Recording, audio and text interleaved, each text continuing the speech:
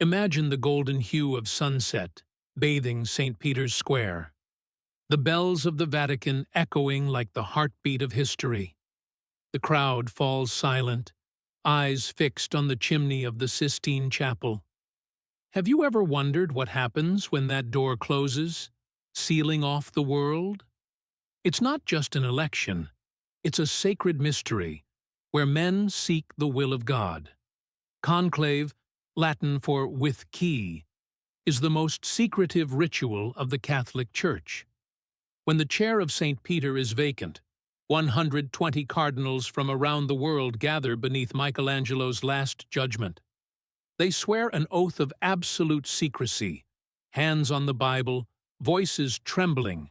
I call Christ as my witness. This vow is not just ceremony, it is a covenant, binding them to the mission of choosing a shepherd for over 1 billion souls. In the silence, the pressure is immense. The cardinals know the one they choose will face storms, scandal, division, wavering faith. They write a name on a ballot, walk to the altar, and declare, I vote for the one most worthy before God. The ballot burns into black smoke, no decision yet. But one question lingers. What does the Church need now? A reformer? A guardian of tradition? Or a shepherd who can cry with the people?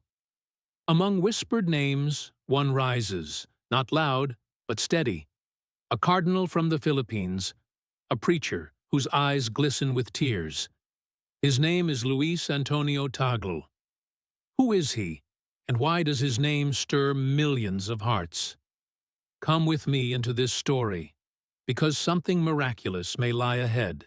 Now, picture yourself inside the Sistine Chapel, where the cardinals still pray, and ballots are written in silence.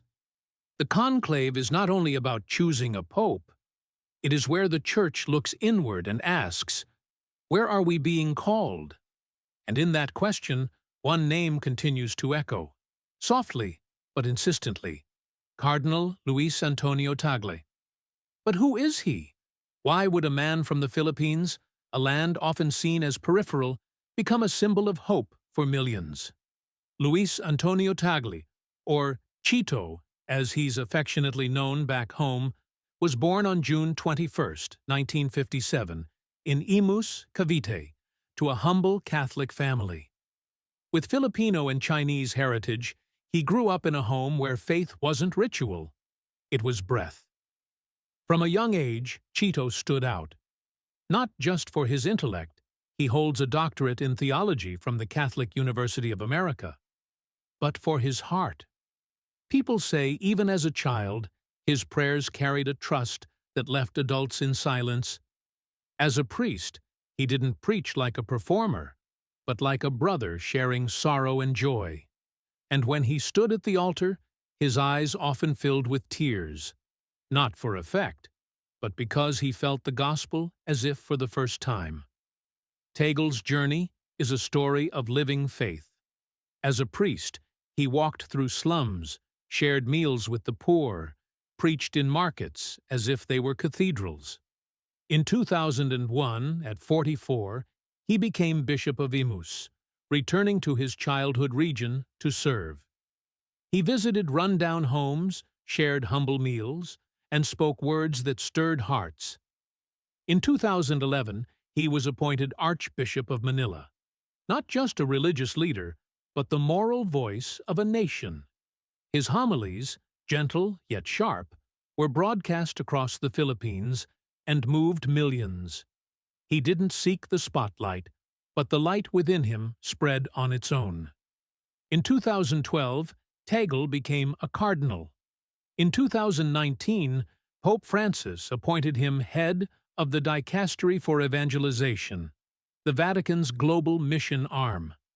He also led Caritas Internationales, placing him at the heart of humanitarian crises.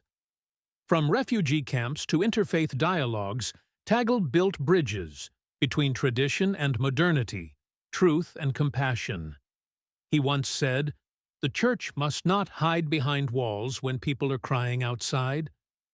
That wasn't a slogan, it's how he lives. With young people, he speaks as a friend, not an authority. With the poor, he walks alongside them, not above them. With other faiths, he listens with curiosity and respect. Tegel's vision is of a church that is close, a church that knows how to cry. He does not avoid hard topics, abuse scandals, LGBTQ issues, the role of women. He doesn't change doctrine, but calls for listening and love. For him, the gospel is a lifeline, not a weapon. In a world where faith is fading in the West but burning in the South, that vision holds a strange power. The Philippines, with over 80 million Catholics, is proof. Churches are full, processions block traffic, and faith is life. Tagle comes from such a place, and he brings that pulse to Rome. But can a man who weeps at the pulpit lead the church through its storms? Are the cardinals ready to choose a shepherd from Asia? The answer is being written, in ballots, in prayers, and in the hearts of those waiting for a sign. Imagine that moment. White smoke rises from the Sistine chimney. Bells ring out, the crowd erupts, and the world holds its breath, waiting for a name to be spoken from the balcony of St. Peter's. But before that moment arrives, consider what the conclave truly means. It doesn't just choose a pope, it discerns the will of God for the church. The cardinals aren't choosing a king. They are choosing a shepherd, someone to lead more than 1 billion believers through the storms of our time. And in that journey, the name Luis Antonio Tagle remains, not with the noise of power, but the gentleness of hope. What makes Tagle a compelling possibility? It's how he reflects the church's deepest longing today. In the West, churches are empty, faith replaced by doubt and consumerism. But in the global South, Philippines, Nigeria, Brazil, faith blazes. Churches overflow. Young people sing praise like it's the greatest stage on earth. Tagle comes from that fire. He knows the rhythm of a living church, but also the pain of a wounded one. From refugee camps to interfaith summits, he builds bridges between tradition and today, between truth and mercy. A pope like Tagle would face towering challenges. The wounds of abuse scandals are still raw. Trust has been broken. People demand change. With his sensitive heart, Tagle can hear the cries of the wounded. But he must also stand firm against criticism from both sides, those who want the church rigid and those who want it reformed. He's not a warrior with a sword. He's a shepherd with a staff, willing to walk into darkness to find the lost. Think of this. What would it mean to have a pope from the Philippines? It wouldn't just be historic. It would be a declaration that the heart of the church no longer beats only in Europe, but in places where faith is life. In Manila, the streets would overflow with joy. In Africa and Latin America, people would see themselves in him. But in the conservative halls of Europe, whispers of worry may rise. Can a man who cries at the altar be strong enough? The answer lies in Christ, who washed his disciples' feet, who wept at Lazarus' tomb. The conclave continues, and no one knows the final name. It may be Tagle, it may be someone else, but this story isn't just about him.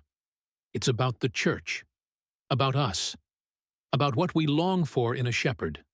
What do you think? What does the church need now? A guardian of tradition or a bearer of the good news to new lands?